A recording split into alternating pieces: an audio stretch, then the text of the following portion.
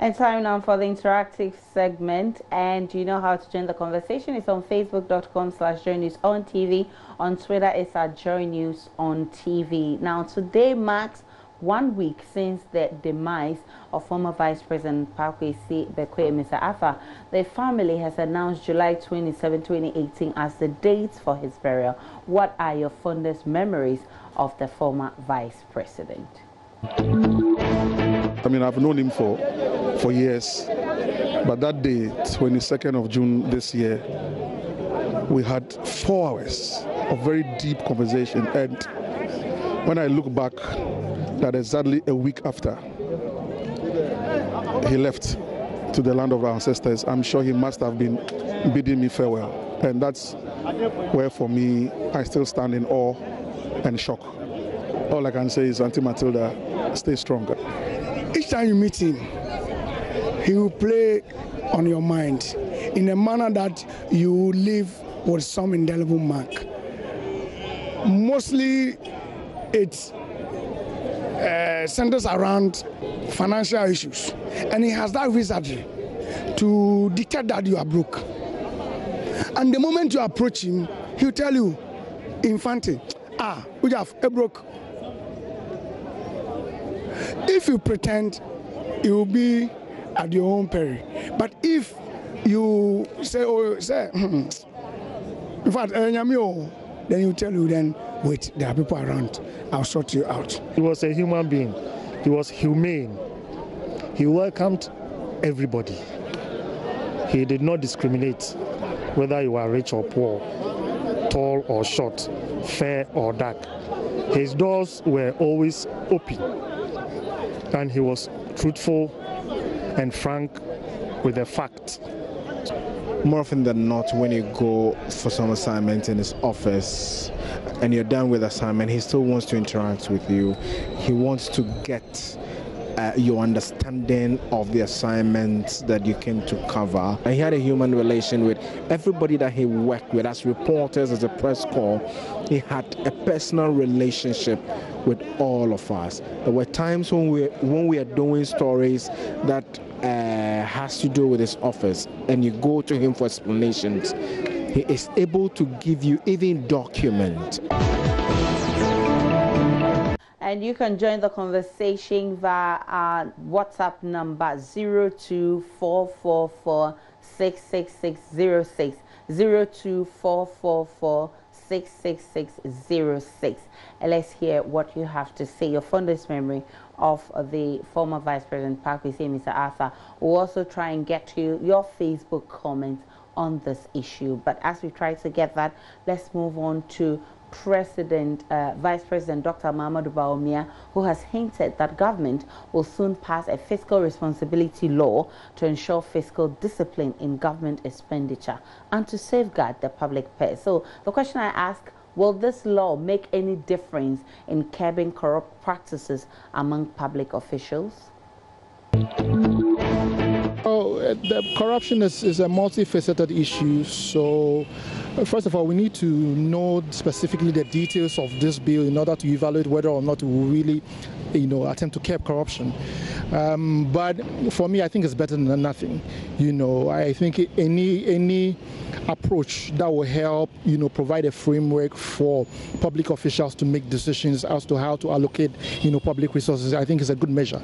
If people in the system have not changed their mentality about bringing down this kind of menace in the system, it's not going to work. I don't believe in all those things, but then if there are systems in place to check the basic work structure where people are really, the monies are really flowing, you see, I feel that it's really going to go a bit more far. I think so far as he implements them, or they check to, or they see to it that they are implemented, why not? Ghanaians are ready for this, because we are all, checking out for this corruption thing in Ghana, and then of late, the release of a video, a NAS video. Yes, so we are in for this. That's a very good policy, and I hope they implement it, and then it's in its use or something, it becomes effective in this country.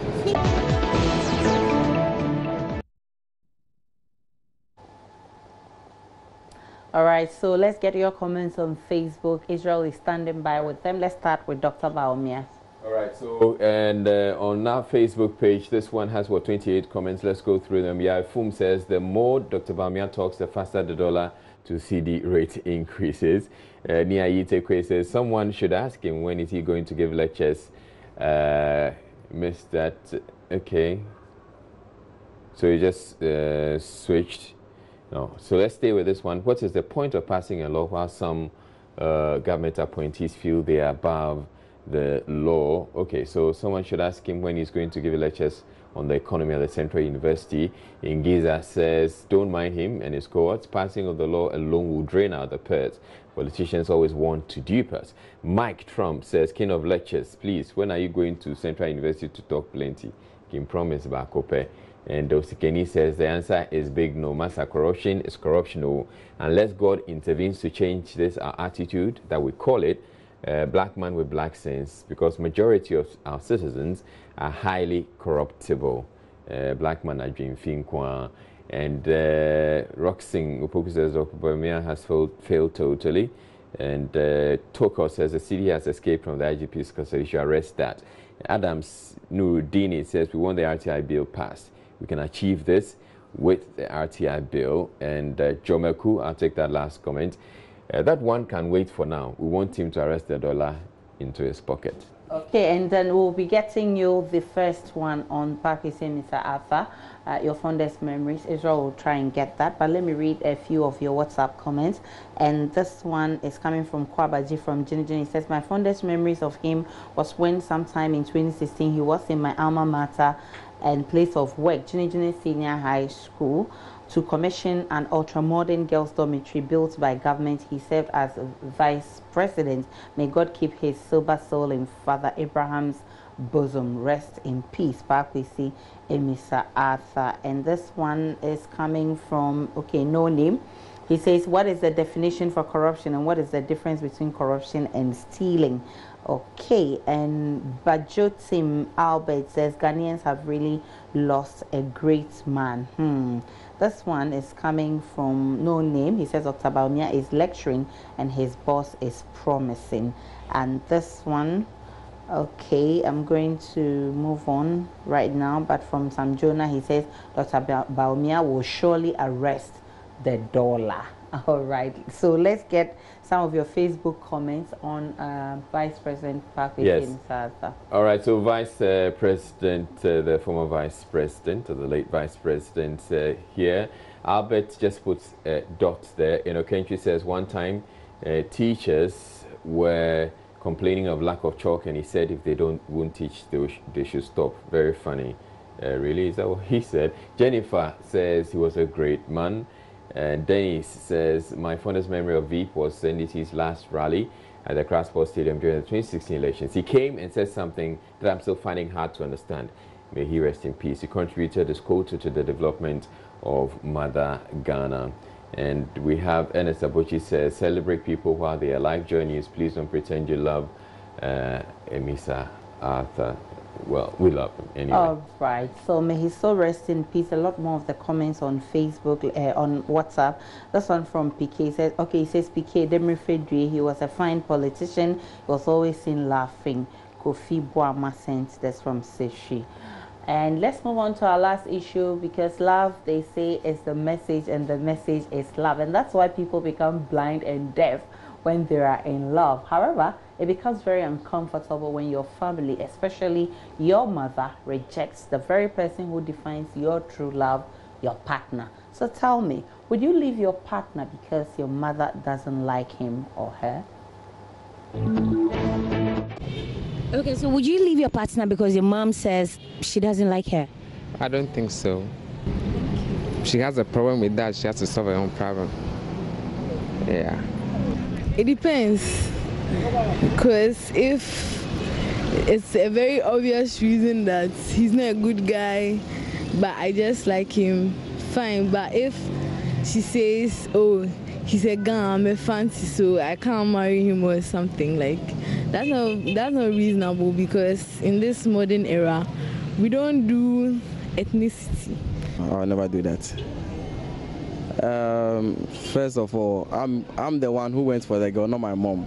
And I'm the one going to live with her. And if I'm able to accept her the way she is, I don't think there's a need for my mom's form of maybe concern on anything. So.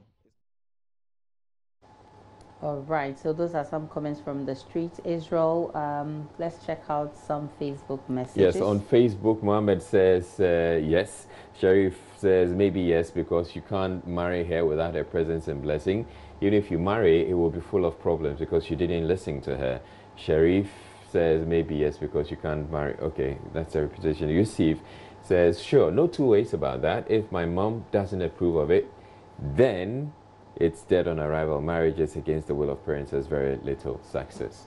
And let me read this one from Farouk. He says, yes, I will leave my partner if my mother's reasons are genuine. And